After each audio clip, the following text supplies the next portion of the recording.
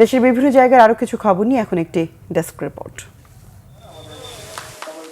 আন্তর্জাতিক জাতিসংঘ শান্তিরক্ষী দিবস উপলক্ষে বর্ণাঢ্য র্যালি ও আলোচনা সভা হয়েছে ময়মনসিংহে। সকালে বিভাগীয় কমিশনারের কার্যালয়ে র্যালি উদ্বোধন করেন বিভাগীয় কমিশনার মুক্তার আহমেদ।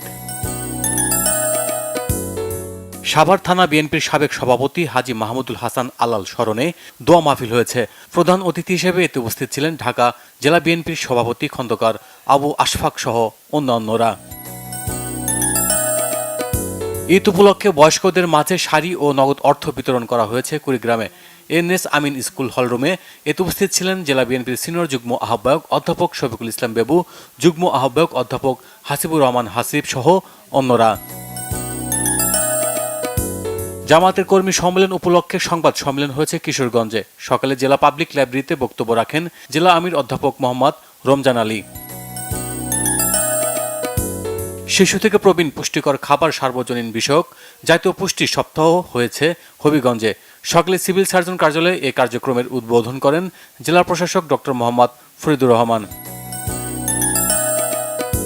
মাধ্যমিক পর্যায়ে ভাষাগত দক্ষতা বৃদ্ধিমূলক প্রতিযোগিতা লিঙ্গুয়া ফিউশন 2025 অনুষ্ঠিত হয়েছে মুন্সিগঞ্জে। সকালে উপজেলা পরিষদ সভাকক্ষে এতে উপস্থিত ছিলেন উপজেলা নির্বাহী অফিসার মোহাম্মদ মাহবুবুর রহমান। কুয়েটের শিক্ষার্থী ইফাজের উপর হামলাকারীদের গ্রেপ্তার ও শাস্তির দাবিতে বিক্ষোভ সমাবেশ হয়েছে নাটোরে।